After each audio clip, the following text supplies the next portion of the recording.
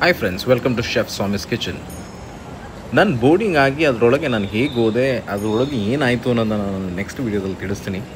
World's ಬ್ಯೂಟಿಯೆಸ್ಟ್ airport ಆದ Bengaluru airport ಬಗ್ಗೆ ಇನ್ನೂ ಸ್ವಲ್ಪ ಮಾತಾಡೋಣ ಅನಿಸ್ತು. ಅದಕ್ಕೆ ನಾನು ಪುನಃ ಒಂದು ಸಣ್ಣ ವಿಡಿಯೋ ಮಾಡಿದ್ದೀನಿ. ಈ ಏರ್ಪೋರ್ಟ್ನ ಆರ್ಕಿಟೆಕ್ಟರ್ಸ್ ಬಂದು ಆರ್ವಿಂಗ್ಸ್ ಮತ್ತು ಮ್ಯಾರೋ ಅನ್ನೋ ಇಬ್ಬರು ವ್ಯಕ್ತಿಗಳು ಇದರ ಆರ್ಕಿಟೆಕ್ಟರ್ಸ್. ಇವರು ಸ್ಕೇಟ್ಮೋರ್ ಅನ್ನೋ ಒಂದು ಪ್ರದೇಶದಿಂದ ಬಂದಿದ್ದಾರೆ. ಇವರ ಫುಲ್ ಎಂಪ್ಲಾಯೀಸ್ ಬಂದು ಬಯೋಪಿಕ್ ಅನ್ನೋ ಒಂದು ಕಂಪ್ನಿಯಿಂದ ಹೈರ್ ಮಾಡಿದ್ದಾರೆ. ಫುಲ್ ಆ ಕಂಪ್ನಿಯಿಂದನೇ ಹೈರ್ ಮಾಡಿ ಇವರಿಬ್ಬರು ಆರ್ಕಿಟೆಕ್ಟರ್ಸ್ಗಳು ಇವರ ಡಿಸೈನ್ ಮೂಲಕವಾಗಿ ಇದನ್ನು ಮಾಡಿದ್ದಾರೆ. ಇದರ ಸ್ಪೆಷಲ್ ಕಾನ್ಸೆಪ್ಟ್ ಏನಪ್ಪ ಅಂತಂತಂದರೆ, ಎಲ್ಲ ಪ್ರಪಂಚದಲ್ಲಿ ಎಲ್ಲ ಏರ್ಪೋರ್ಟ್ಗಳಿಗೆ ಹೋದರೂ ಜನಗಳಿಗೆ ಒಂದು ಸ್ಟ್ರೆಸ್ ಫೀಲ್ ಆಗ್ತಾ ಇರುತ್ತೆ. ನಮ್ಮ ನೆಕ್ಸ್ಟ್ ಫ್ಲೈಟ್ ಎಷ್ಟು ಗಂಟೆಗೆ, ಎಲ್ಲಿ ಮಿಸ್ ಆಗಿಬಿಡುತ್ತೋ ಇಲ್ಲ ಲೇಟ್ ಆಗಿಬಿಡುತ್ತೋ ಅಂತೇಳಿ ಒಂದು ಟೆನ್ಷನ್ ಅವರ ಮನಸ್ಸಿನಲ್ಲಿ ಓಡ್ತಾನೆ ಇರುತ್ತೆ. ಹಾಗೆ ಎಲ್ಲ ಕಡೆ ಮೈಕು ಸ್ಪೀಕರ್ಸ್ಗಳು ಅನೌನ್ಸ್ ಮಾಡ್ತಾನೆ ಇರುತ್ತೆ, ಸ್ಕ್ರೀನ್ಸ್ಗಳು ಜಂಪ್ ಆಗ್ತಾನೆ ಇರುತ್ತೆ.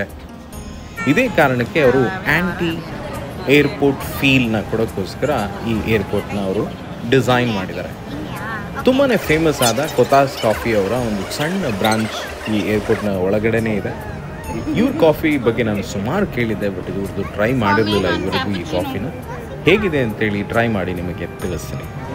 ಮೊದಲಿಗೆ ಒಂದು ಸ್ನೀಟ್ ಆಗಿರೋ ಒಂದು ಕ್ಯೂ ಆಪ್ಷನ್ ಇತ್ತು. ಅಲ್ಲಿ ಹೋದರೆ ಅವ್ರ ಹತ್ರ ಫಸ್ಟು ಏನು ಕಾಫೀಸ್ ಇದೆ ಅಂಥೇಳಿ ನಾವು ಆರ್ಡರ್ ತೊಗೋಬೇಕು. ಫಿಲ್ಟರ್ ಕಾಫೀಸ್ ಇದೆ ಬೇಸಿಕ್ಲಿ, ಹಾಗೆ ಬೇರೆ ಅಮೇರಿಕನ್ ಕಾಫೀಸ್ ಆಗಲಿ, ಬೇರೆ ಕಾಫಿಗಳು ಕ್ಯಾಪುಚಿನೋ, ಕ್ಯಾಪಲಾತೆ ಈ ವಿಷಯಗಳೆಲ್ಲ ಇದೆ.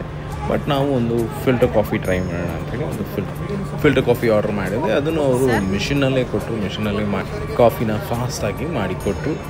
ಅಲ್ಲಿ ನಾವು ಆರ್ಡರ್ ಮಾಡಿದ ತಕ್ಷಣವೇ ಇಮಿಡಿಯೇಟಾಗಿ ಒಂದು ಸ್ವೈಪಿಂಗ್ ಮಿಷಿನ್ನ ತೊಗೊಂಡ್ಬಿಟ್ಟು QR ಕೋಡ್ನ ಸ್ಕ್ಯಾನ್ ಮಾಡೋಕ್ಕೆ, ಡಿಜಿಟಲ್ ಇಂಡಿಯಾ. ಬಟ್ ನಾನು ಸ್ವಲ್ಪ ಕ್ಯಾಶ್ ಆಲ್ರೆಡಿ ATM ಇಂದ ತಂದಿದ್ದರಿಂದ ಅದನ್ನು ನಾನು ಕ್ಯಾಶ್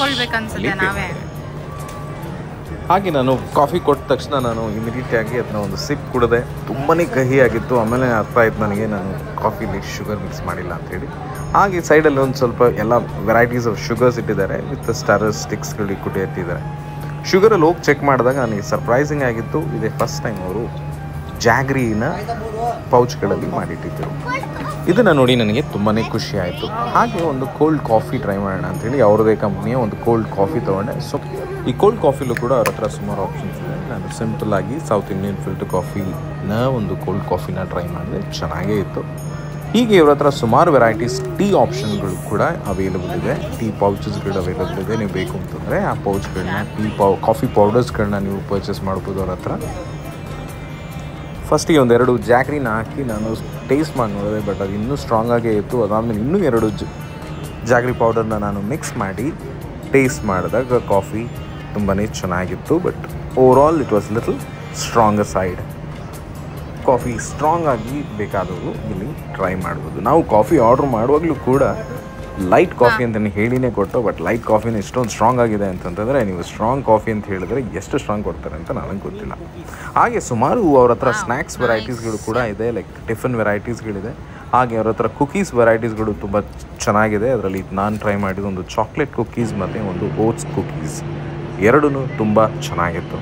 ಈ ಸ್ಟ್ರಾಂಗ್ ಕಾಫಿ ಜೊತೆಗೆ ಈ ಕುಕೀಸ್ ಬಂದು ತುಂಬಾ ಅದ್ಭುತವಾಗಿತ್ತು. ಈ strong coffee with little sweet cookies ಬಂದು ಕಾಂಬಿನೇಷನ್ ತುಂಬಾ ಚೆನ್ನಾಗಿತ್ತು. ಹಾಗೆ ಈ ಕೆಂಪೇಗೌಡ ಏರ್ಪೋರ್ಟ್ನಲ್ಲಿ ಇನ್ನೊಂದು ವಿಷಯ ಹೇಳಕ್ಕೆ ಮರ್ತೆ. ಈ ಏರ್ಪೋರ್ಟ್ನಲ್ಲಿ 40% ನ್ಯಾಚುರಲ್ ಲೈಟ್ಸ್ ಇದೆ. ಬಾಯ್, ಮತ್ತೆ ಸಿಗೋಣ, ಕಾಯ್ತಾ ಇರಿ. Take care.